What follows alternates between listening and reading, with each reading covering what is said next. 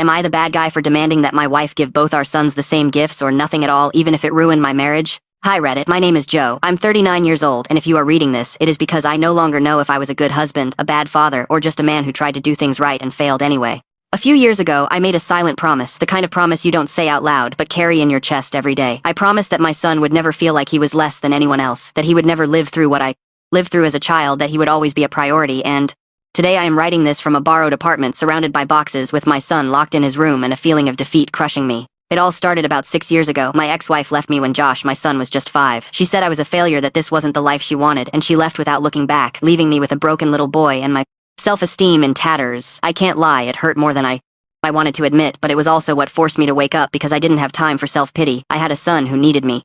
Months passed, and I met Sarah. She was 37 and had an 11-year-old son named John. She was carrying her own ghosts. We met at a parent-teacher meeting at school. She was alone, just like me. We talked once then. Twice then we started seeing each other more often, and without looking for it, we kept each other company. It all happened fast. A year and a half after meeting, we were already living together. We got married with separate finances, more as a formality than anything else. I didn't have much to offer, but she said she didn't care.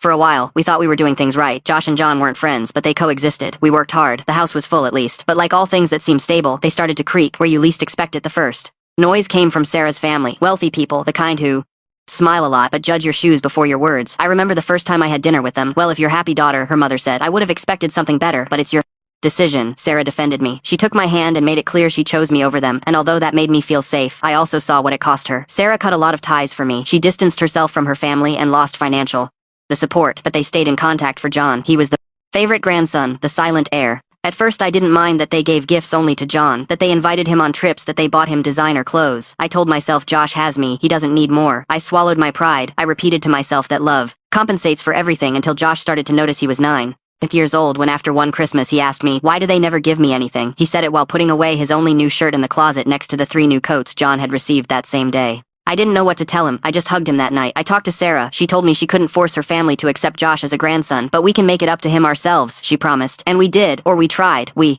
made an effort to give Josh things that made him feel included. A toy here, a field trip there. Sarah even started spending more on him than on her own son. I saw it, I valued it, but no matter how hard we tried, it wasn't enough. John had a new bike, a laptop, private English tutors. Josh had whatever came out of 2 tight salaries, and a promise that was already starting to rust. I didn't say it out loud, but I felt rage, a contained rage disguised as patience. It wasn't John's fault, nor Sarah's, not even perhaps her. A family's fault. But it was unfair, and injustices, when they accumulate, end up weighing more than any debt. The boys didn't get along badly at first. They played together, sometimes shared video games, but they were never brothers. And when Josh turned 12, everything changed. He stopped staying quiet. He started speaking his mind, pointing out differences, questioning things. He yelled at Sarah, "Once you are not my mother." I scolded him, but in silence. I understood. Sarah took it with maturity, at least at the start. I know he is hurt, she would tell me. I will keep trying, but something in her tone changed. It was no longer patience, it was resignation, and I also started to change. I began to see how my son was dimming like a candle being blown on from all angles, and no matter how much I tried to protect that flame, the wind was coming from inside the house. I didn't know it yet, but everything was about to break. The promise I made to myself never to let my son feel less than was starting to wobble, and I, who thought I was strong, wasn't so sure I could hold it up. After that Christmas, when Josh asked why he never got gifts from John's grandparents, something changed in him. It wasn't a dramatic turn. There were no screams or tears. It was subtle, like he started to shrink on the inside, to become invisible, and I, with the guilt rumbling in my chest, began to see the differences I previously tried not to look at. John had everything, not his fault, of course. His grandparents sent him money, clothes, courses, consoles, and not just on special dates, sometimes packages arrived without warning for the champion, the card said, and Josh nothing. Sarah said she couldn't do anything. I can't tell them not to send things to their grandson Joe. That is absurd. It is not absurd if their presence here is breaking the balance of this house, and what do you want me to do? Punish him for having a present family? I didn't want to punish John. I wanted Josh not to feel like leftovers. We started arguing more and more often, always in the kitchen, always in hushed voices, while the boys were in their rooms. I defended my son. Sarah defended normalcy. John isn't doing anything wrong. No, but Josh is receiving the message that he isn't worth the same, and that is going to destroy him, and it was doing exactly that. One day, Josh asked me for guitar lessons, his first real wish in months. I said yes, but I had to borrow money. I felt miserable not because of the money, but because I realized how unequal everything was, me going into debt to give him one activity, while John received private coding, tennis, and English lessons paid for effortlessly by his family. And then came the scene that broke me. The school organized a tech activity. Students had to bring their own device. John brought his laptop. Josh brought an old tablet with a cracked screen at pickup. I found him with red eyes. I asked him what happened. The teacher asked if he wanted to group up with John, and he said no, that he preferred to work with someone else. He said I was going to ruin his presentation. I felt like ice water was thrown down my back. I swallowed the rage. I told him it wasn't his fault, but that night, the lump in my throat wouldn't let me swallow. I talked to Sarah. She listened in silence. Surely it was a misunderstanding. John humiliated him in front of everyone. Joe, they are teenagers. Sometimes they don't think. Yes, but they act. And Josh is paying the price. She said she would talk to John. I don't know if she did. She never told me. The next week, John received a new cell phone, another detail from his grandparents. Josh didn't even ask, he just watched from the corner of his eye, while John unpacked the phone in the living room, smiling, then he went to his room. Without saying anything, that night we ate in silence. I tried to talk to him. Do you want to go out for a bit? Walk? Get some ice cream? It doesn't matter, Dad. It's not the same. What isn't the same? Nothing. Everything. And he closed the door. Sarah started saying that Josh was becoming rude, that he had a bad attitude. I said he was frustrated, hurt. You can't justify everything with he is hurt, period. And what would you do if you were him? She stayed silent, but the final blow of that stage came at a random Thursday dinner. John, excited, announced my grandpa says he's going to enroll me in a private academy this summer. I'm going to study robotics. Sarah smiled. I looked at her. Josh lowered his head. That night, after washing the dishes, I told her this had to stop. We can't go on like this. Sarah, one has everything, the other, nothing. They are being raised under the same roof, but in different worlds. And what do you propose that we set? A limit that big gifts are consulted, that if there isn't enough for both, there isn't for either, or at least that they are distributed in some way. Joe, you don't understand. I can't control what my parents do. I'm not asking you to control them. I'm asking you to put them in their place, to make them understand that this house cannot continue to be marked by that difference. You are obsessed with making everything equal. No, I am obsessed with my son, not feeling like a burden that is wrong. She stayed silent for a moment. This isn't just my family's fault. Josh is resentful. He doesn't accept my place. He doesn't want to get along with John, and now you want me to force everyone to treat him as if it were the same. It isn't the same, but here it should be attempted. Because if not, this is going to break. We didn't say anything else. We slept in silence another night, and I already sensed it. John's birthday was coming, and with it, something more than a cake was going to explode. John's birthday arrived like an announced accident. I knew something was going to happen. I didn't know what, but I felt it in my bones. Josh had been quieter than usual for days, more sullen, more distant from everyone, and Sarah, well, she seemed to be walking on glass. Every word was a possible trigger, every gesture could turn into a fight. John was turning 16. His family had been hinting for weeks that this year would be special, and every time Sarah hung up the phone after talking to them, she avoided looking me in the eyes. What did they tell you? Nothing. Just things about the lunch they will throw. Didn't they tell you what they are going to give him? I don't want to argue, Joe. Done. That's where the conversation ended. John had decided he would spend the afternoon with his maternal family, lunch, photos, hugs, gifts, the usual routine, but that at night he would celebrate with us. Josh didn't like it. He didn't say it, but I saw it. I saw it. When John left dressed in new clothes, new shoes, everything just bought for the birthday. I saw it in the way Josh pressed his lips together and went straight to his room without saying goodbye.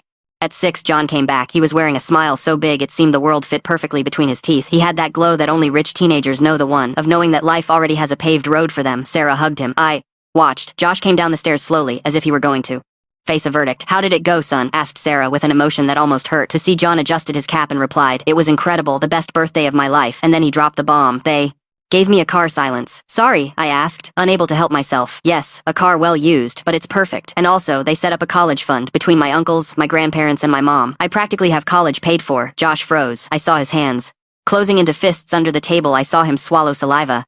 Once, twice, I saw how the injustice accumulated in his eyes until it almost overflowed. John kept talking, happy without malice, but with the obliviousness of someone who has never had to think about anything other than receiving. They said they don't want me to start my life with debts, and that if I get into a good university, they will help me with more things. Oh, and the car, they give it to me when I get my license. The phrase that broke Josh was that last one, because he knew he would never have anything like that. Not soon, not maybe ever. Then it happened. The sound of the plate breaking against the floor was like a gunshot. Food splattered the tiles. Josh stood up, trembling with rage. How great a car, a fund, whole life gifted. How lucky people with rich grandparents are. Sarah stood up, pale Josh enough, and he, with eyes glowing like embers, yelled at her, you are nobody to me. John dropped the cake he was holding. Sarah lost her breath. Josh ran to his room and slammed the door with a force that made the whole house vibrate. I closed my eyes for a second. I knew it had been a low blow, but I also knew it didn't come only from him, but from whole 2 years of feeling less. I approached John. I told him it wasn't his fault to go up to his room. He looked guilty, confused, as if only now he understood the gap between him and his stepbrother. When he left, we were left alone, Sarah and I face to face in the kitchen with the stained floor, and the echo of the scream still floating in the air. This has crossed the line, she said with a broken voice. Yes, but not only because of Josh. She looked at me as if I had lost my mind. For who then? For me, for John, for your family, for all this difference that you never wanted to see. Joe, I cannot control what my parents do. I didn't ask you to control them. I asked you to set boundaries to defend Josh, like I have defended John. She shook her head. This isn't about the gifts. Of course it is about the gifts, about the opportunities, about the treatment, or are you going to tell me it is normal for one boy to have a car and a college fund while the other doesn't even have a decent tablet? And what do you want me to do? Force him to share? Renounce what they gave him? It is his right. I took a deep breath. I don't want to take anything away from him. I want Josh not to feel like he is worth less. He is our son too. He isn't my son, Joe. Not entirely. And you cannot force me to feel what I don't feel. That phrase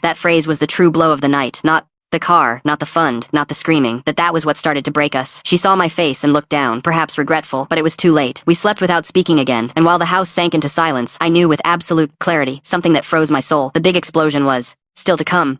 After the birthday, there were no big fights, there were no slamming doors, no screams, no more broken plates, but the silence. The silence covered everything like a toxic fog. The house became a minefield. We all moved carefully as if the word would detonate something. Josh didn't speak a word. To Sarah again, not one. And with John, they didn't even look at each other. They were no longer teenagers sharing a roof. They were enemies locked in separate trenches. Sarah and I barely spoke, and when we did, it was the basics, the grocery list, the bills, schedules, everything in a low tone without eye contact. Sometimes I felt I lived with a coworker, not with a wife. Josh started locking himself away more than ever. He stopped having lunch with us. Sometimes he ate bread with butter in his room. Other times he simply didn't eat. Every time I tried to get close, he closed up more. John seemed to float through the house as if it didn't concern him. He played music with headphones, locked himself up too, but he didn't have that dark energy, only indifference, which hurts when someone doesn't even bother to hate you. One night, Josh asked me, can I use John's laptop just for a while? I have to do homework and that tablet doesn't work anymore. I went to ask John, can you lend it to him for a while? It is for school. John raised an eyebrow without even taking off his headphones. No, let him use something else. That one is mine just for a while. John, I said no. Josh didn't say anything. He locked himself in his room, and that night, he didn't come out even for dinner. The next day I found out he turned in the homework handwritten, and his grade was lowered for not following digital instructions. I tried to talk to Sarah, she told me. And now, what do you think? That I should force him to lend his things? It is a school assignment, Sarah. A short while, Joe, we are walking on glass. Anything can break the little that is left. What was left was already broken, only nobody dared to look at the pieces. The collapse came a week later. I was at work when John called me, his voice trembling. Joe, they fought. Josh and I. What happened? I didn't let him into my room. He wanted to play with the console, and I didn't want to. And then we argued. He pushed me. I told him to leave, that this wasn't his place, and then he broke it. The console? Yes. He threw it on the floor, he said. If I don't use it, nobody else is going to. Use it, period. My stomach tightened. I felt a throb behind my eyes, not for the console, but because I knew Josh had crossed a line that he no longer knew how to scream for help, and used the only thing he had, his rage. That night when I arrived, Sarah was waiting for me in the living room. She wasn't furious or crying. She was broken, and that was worse. I can't take anymore, Joe. I sat in front of her. I asked her to tell me everything she told me. That when she got home, John was locked up, and Josh still had trembling hands, that he didn't apologize, that he only said he was sick of being treated like a ghost. And what did you do? I sent him to his room. I didn't want to do something I would regret. There was a long pause. She didn't look at me. I stopped paying for John's lessons this month. What? And I kept paying for Josh's. I thought that way if he saw I was trying, and did it work? No. He hates me the same. He doesn't hate you, Sarah. He is just losing hope, Joe. What if this happens again? If next month something like this happens again? I am separating the words. Weren't a scream. They were a sentence. I stayed silent for a few seconds. That is the solution. Threatening to leave if a teenager with a broken heart breaks. Something I am not threatening. I am setting a limit I can't take anymore. I told her there was another way out, that we could use John's car as a shared asset, that when Josh turned 15 he could also use it. I proposed creating a fund for him, even if it was small. With the little we could, it wasn't the same, but at least something. She shook her head. I cannot take away what they gave my son. I cannot force him to share. I cannot keep sacrificing everything for someone who doesn't love me and you. I can't put limits on your family either. I already did. I distanced myself from them to be with you. Or did you forget I didn't ask you for that? You did it, and now you are throwing it in my face. That was the point of no return. The way she looked at me after that phrase, as if she finally understood that this no longer had a fix. I don't want to argue anymore. Perfect. We slept in silence, back to back, like two strangers who only share a bed out of routine, and the next day I went to work as always, as if everything were normal, but it wasn't. Nothing was. And when I returned, I knew it before opening the door. The house was no longer the same. When I opened the door that day, I knew instantly that something was wrong. The house smelled different, not like food, not like perfume. It smelled empty. I stood in the entrance for a few seconds without fully understanding what was happening. Then I saw the living room, and I knew the TV was no longer there, nor the console, nor the wooden cabinet where we kept the photo albums, nor the blue vase that Sarah always moved, because it didn't match anything, but she was fond of it. I went in further. The coffee maker had also disappeared, the new dishware, the microwave. Josh Pale came out of his room with a stone face. She took everything. He told me she came with a van. She didn't let me help. She just said she sent you regards. My heart clenched. I looked for my phone. I had several missed calls, all stated from unknown numbers. I texted, Sarah, what the hell did you do? She replied. A while later, a voice message. Joe, it's done. I am not going to keep pretending. I am leaving. I am separating. I took what I bought with my money. I don't want to argue again. I don't want to know anything else. I am fed up, exhausted. This is beyond repair. I called her. She picked up. Her voice was so calm. It scared me. Why? Like this? Why did you leave without talking? Think about it. We talked about it 1,000 times. You never listened. And you think stealing everything is fair. I didn't steal anything. I took what I bought. Check the receipts if you want. And Josh, are you going to leave him another open wound? I can't deal with your son anymore. Joe, I tried for years, but he never wanted to let me in. I was always the bad guy, and now I am officially, so I am leaving with the little dignity I have left. You didn't do this for your family, right? It was always for them. Don't bring my family into this. I distanced myself from them for you. I stopped receiving help. I put up with it, and you, always acting as if they owed you something. They owe us something. They treated Josh like trash, and you allowed it. There was a long silence, then her voice changed. It turned to ice. Good thing we married with separate finances, because otherwise you would also want half my savings. I don't want to keep them. I just want you to understand what you did, what you are destroying, what I did after. Years of enduring looks, screams, contempt after feeling like an intruder in my own house. You and your son never saw me as part of it. I was always the extra, the replacement. Sarah, I don't want to talk anymore in a few days. You will get the divorce papers. Don't worry. I won't claim anything from you. Stay with your empty house and your intact principles. And she hung up. I don't know how long I sat on the floor that night. Hours. Maybe Josh walked by the living room and looked at me. He didn't ask anything. He stood there for a few seconds, then said, I told you, don't trust anyone who doesn't see you as a priority. I didn't know how to respond, and then the phrase that pierced me, and don't bring anyone else into this house. I am tired of being the second choice. He went back to his room. I stayed on the floor with the marks of the television still visible on the wall. That week was a whirlwind. I had to borrow money for rent. Josh quit all his extracurricular activities. Food was scarcer. I sold the bicycle we had bought him 2 Christmases ago, and I slept where I could because Sarah also took the mattress. My pride went out the window, and even so, I didn't cry. Not because I didn't want to, but because I had no tears left. The most ironic thing is that I don't even hate Sarah. I think she tried truly, but in the end she chose the easy way, the comfortable way, hers, and I was left with the broken promise, and with a son who now looks at me as if expecting me to abandon him too. I won't do it even if I am left with nothing. I won't do it, but I am left with a doubt. The most screwed up one of all was, it worth breaking a family to try to get justice for a son that the world never wanted to see as equal? Sarah never understood it. She never wanted to see that Josh didn't need luxuries or gifts, just a gesture, a balance, a sign that his place in this family was real. But she always put her comfort first. Peace with her family, protection for her son, silence where limits were needed. She left, taking everything as if with that she could erase the years. She said, I never valued her effort, but what really hurt was that she never wanted to see mine, nor Josh's now I am signing a divorce. I didn't ask for sleeping on a borrowed mattress, watching my son learn too young what it is to feel expendable. And while she rebuilds her quiet life, I am left with the remains.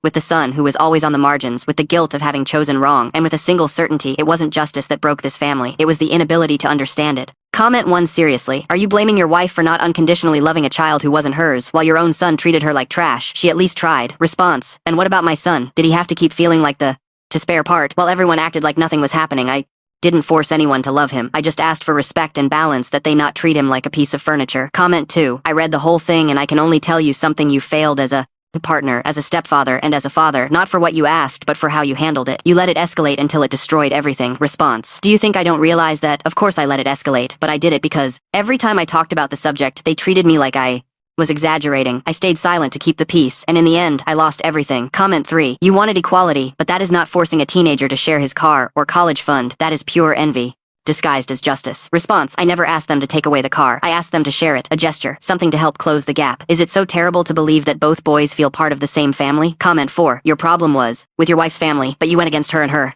son. Did you expect them to give everything away so your son wouldn't feel bad? That isn't fatherhood, that is resentment. Response. My problem was with her family, but when I saw my wife preferred not to intervene, I understood the problem was also with her. I didn't look for them to give everything away, just that someone once thought of my son too. Comment 5. Josh broke a console that wasn't his. He yelled at his stepmom that she was nobody, and you said you understood him there. You lost all moral authority. Response. And what was I supposed to do? Hit him, yell at him like everyone does? He exploded because I didn't know how to protect him in time. I don't understand why I lived it when you are a kid and feel less than you do crazy things, but that doesn't mean what he did doesn't hurt me. Comment 6. Sarah put up with more than she should have. She defended you in front of her family, contributed more financially, and even so, you wanted her to treat equally a son who never loved her. That is not how it works. No response. Comment 7. What you call doing justice is projecting your own guilt and financial lack onto others. Your son wasn't discriminated against. He simply wasn't the son of that family. No response. Comment 8. Your story isn't sad. It is a chronicle of a wounded male ego that can't stand that his partner earns more, has a family with resources, and doesn't submit to your rules. No response. Comment 9. You used your son as an excuse to become a victim, but it shows that you used him as a flag more than once. What you did was actively sabotage your relationship. No response. Comment 10. How did you expect this not to end badly? It almost seemed like you wanted Sarah to leave, just so you could say I was right. No response.